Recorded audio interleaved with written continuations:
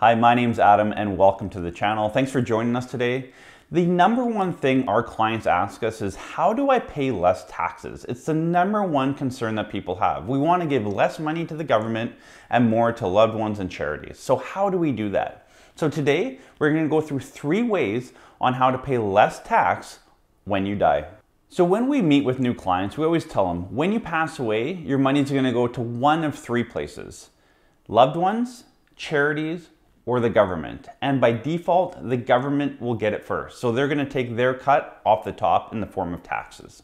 Now, if you pass away and you have a spouse or a partner, a lot of your assets will roll over to them. So if you have an RSP, it will roll over to your spouse or partner tax-free. They will pay tax when they pass away. So if you have a spouse or partner, a common law partner, then a lot of your assets will pass to them tax-free. But what happens if you don't have a spouse or partner, or they've already passed away? So that's really what we're going to focus in on today, and how to structure your financial world to pay or eliminate taxes on your death.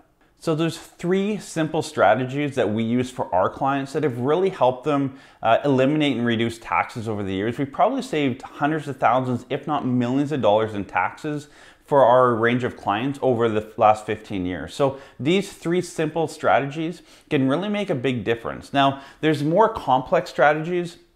I'm not going to get into that in this video. So there's, trusts and different tax strategies that you can put in place that become more complicated. So if your world is more complicated, you own businesses and, multiple family structures and whatever else, it can get quite complicated. So you need to make sure you have tax professionals around you to put those more complicated plans in place. But today we're going to talk about 3 simple strategies that you can put in place to help you pay less tax.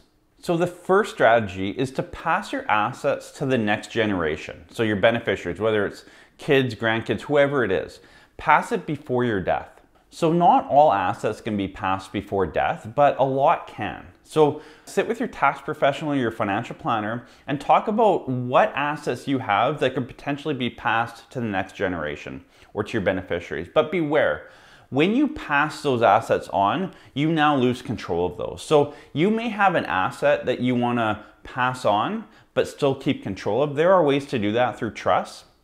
Again, that's a more complicated structure. But if you have assets that you're going to pass on death anyway, it might make sense to do it now and save on taxes and also probate fees. Again, when you pass those assets on though, you may be losing control of the asset. So just make sure you talk to your professional to make sure that this is the right decision for you going forward. The second strategy we really deploy with our clients is deregistering your RRSP or any registered money. So the reason you want to do this is when you pass away, so let's say your spouse has passed away already and you're getting on with age and you have $300,000-$400,000 left in your RSP that you still haven't redeemed out. If you have $400,000 in your RSP and you pass away, that is added to your income in year of death. So $400,000 of taxable income, essentially you're going to lose about half of that in taxes to the government. So we want to start deregistering that money as early as possible. So one strategy we'll use with a lot of our clients, and if it makes sense, again, everyone's situation is a bit different, but if you maybe retire a bit earlier, 60 to 65 range, you might want to look at deregistering your RSP earlier, delaying CPP and OAS potentially as well, and getting money out of your RSP a bit faster, even though you may not need that income. Get it out, maybe put it into a TFSA or other investment vehicle, just to deregister that money so that if something happened and you and or your spouse passed away and there was a bit of a tax bill, all your RSP isn't being put into your final income in your death and potentially losing 50% of it to taxes. So just be aware of that. There are strategies to kind of work with your RSP, deregistering it in a tax efficient manner. Maybe again, delaying the CPP and OAS is a great strategy for some people that have larger RSP contributions. The third strategy we use, and it's quite simple, is charitable donations. So A lot of people don't donate to charity, and that's your choice. That's fine. But at the end of the day, charitable donations are a tax credit that can really reduce your tax bill. So in general, you can only donate or get a credit up to 75% of your income for the year. But in year of death, it can be up to 100% of your income can be a charitable donation. So it really allows you to reduce your tax bill in year of death. So in BC, when you make a charitable donation, on the first $200, you get roughly 20% tax credit. But after $200, you get a 43.7% tax credit. So that means every $1,000 that you donate will reduce your taxes payable by $437. So your out-of-pocket cost is quite small. It's a great tool to use and a great way to reduce your tax bill on death. So if you think about it, when you pass away, if you're going to owe some taxes, would you rather pay a charity, a charity that could use your money, maybe a local charity, something that's on your heart, whatever it is, or the government? Because that's really your options on where the money goes. So, if you need to reduce a tax bill, if there's an imminent tax bill that you can't get rid of or eliminate, look to use charitable donations and get a charity tax credit as a way to lower or even eliminate your tax bill.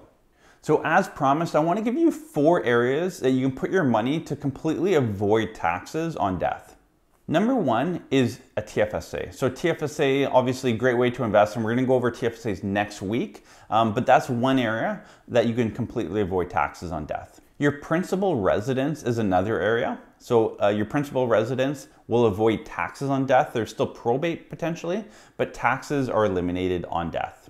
The third tool, and we don't see it too often, but it can be a great strategy, is life insurance. So life insurance can be a way to pass money to the next generation tax-free. It can also be used as a tax strategy to shelter assets in your life and pass on tax-free. So if you have a lot of assets or you have money maybe in a company, look to use life insurance to pass money to the next generation, tax-free, probate-free. And the fourth place is cash, cold hard cash. Now, I don't like when our clients hold too much cash because they're not earning anything on there. In fact, you're losing to inflation, but cash can be a way, to pass it on to the next generation. There could be still probate fees, but again, no taxes on cash. So TFSA, principal residence, life insurance, and cash. Those are your 4 ways to avoid tax on death.